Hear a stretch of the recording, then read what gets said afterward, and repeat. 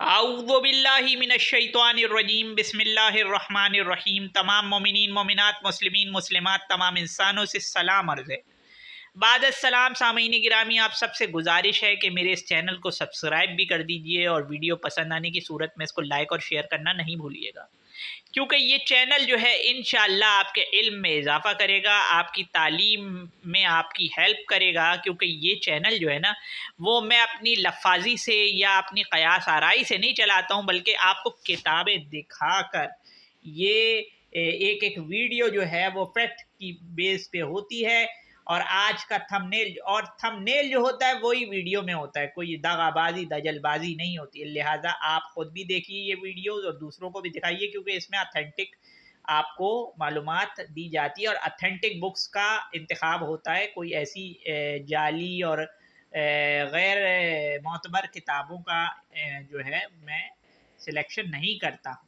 تو ظاہر ہے کہ تھمبنیل سے جو ظاہر ہے وہی انشاءاللہ ہم آپ کو دکھائیں گے کہ یزید نامہ سیریز چل رہی ہے ہماری، اور آج کا ایپیسوڈ ہے یزید نے ممبر رسول صلی اللہ علیہ وآلہ وسلم کی گستاخی کروائی، یعنی یزید کے لشکر نے مسجد نبوی کی ممبر رسول کی کس طریقے سے گستاخی کروائی، یا اس کا لشکر کس طریقے سے باعث رسوائی بن گیا، جبکہ اقبال نے بھی کہا امتی باعث رسوائی یہ پیغمبر ہے۔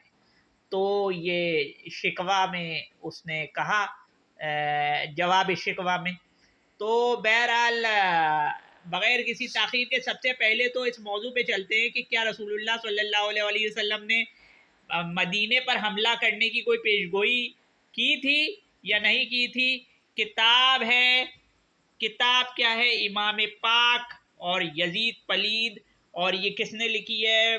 محمد شفیع اکاڑوی، جو کہ کوکب نورانی صاحب کے والد گرامی مرحوم ہیں، اور انہوں نے یہ بہترین کام کیا ہے۔ یقین مانیے کہ ہم تو سمجھیں گے یہ کچھ 100-200 پیجز کی کتاب ہے، مگر جو کہ واقعی متلاشی علم متلاشی حقیقت ہے نا، تو اس کو معلوم پڑے گا کہ بھائی یہ جو انہوں نے اپنی زندگی کس طریقے سے صرف کی ہے حق کا پرچار کرنے کے لیے، کہ کس طریقے سے صرف کیا۔ صفحہ نمبر اس کا ہے 77، اور 77 میں آپ کو بس یہ حدیث دکھاؤں گا کہ جو اہل مدینہ کو ظلم سے خوفزدہ کرے گا، تو رسول اللہ صلی اللہ علیہ وآلہ وسلم نے پیشگوئی کر دی کہ کوئی نہ کوئی کرے گا اہل مدینہ کو ظلم سے خوفزدہ۔ اہل مدینہ یعنی مکمل مدینے کو ٹارگٹ بنائے گا۔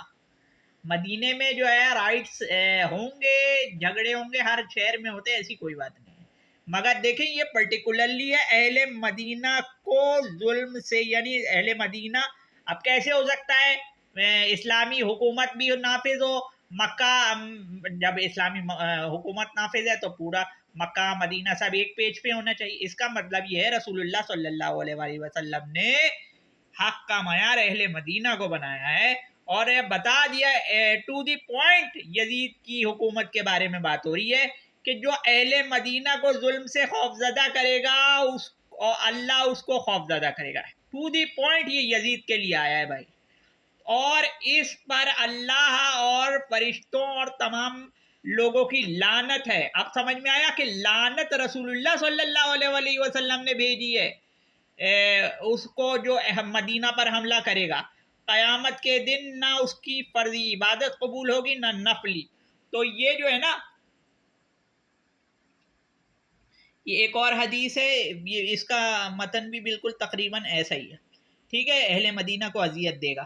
تو کوئی تو ہوگا نا جو اہل مدینہ کو اذیت دے گا، جس کا رسول اللہ صلی اللہ علیہ وآلہ وسلم نے ذکر کیا اپنی حدیث میں۔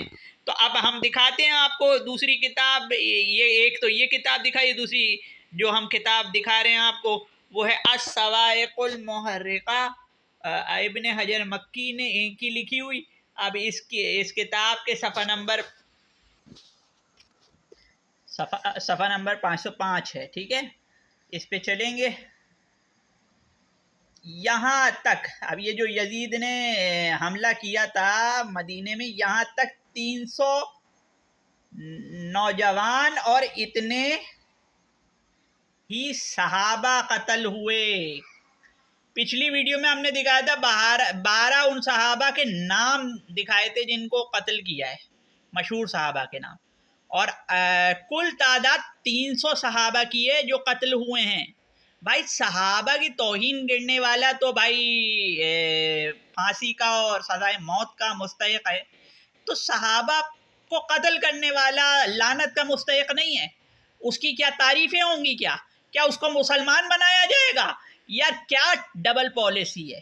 صحابہ کا قاتل مردود ہوا کہ نہیں ہوا یزید؟ یہ تو سب کے نزدیک ہے بھائی، یہ تو پوری امت کا اتفاقیہ عمل ہے، یہ اس میں کوئی بات تھوڑی ہے ڈھکی چھپی۔ اور 700 کے قریب قاری قرآن مارے گئے، یہ ابن حجر مکی کی کتاب ہے، ہر مولوی کو پسند ہے کیونکہ شیعوں کے خلاف کتاب لکھی گئی ہے، مگر حقیقت اس میں بھی نہیں چھپی۔ اور کئی روز تک مدینے کی بے حرمتی ہو رہی اور مسجد نبوی میں نماز با جماعت نہ ہو سکی، اور اہل مدینہ روپوش ہو گئی۔ یہ دیکھو تو خوف زدہ کیا اس نے کہ نہیں کیا؟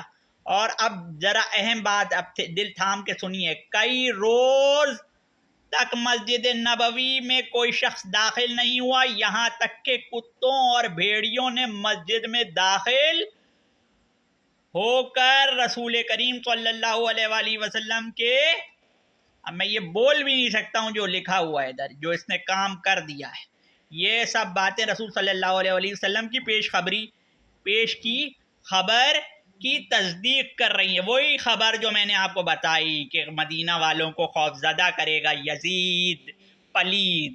السلام علیکم ورحمۃ اللہ وبرکاتہ۔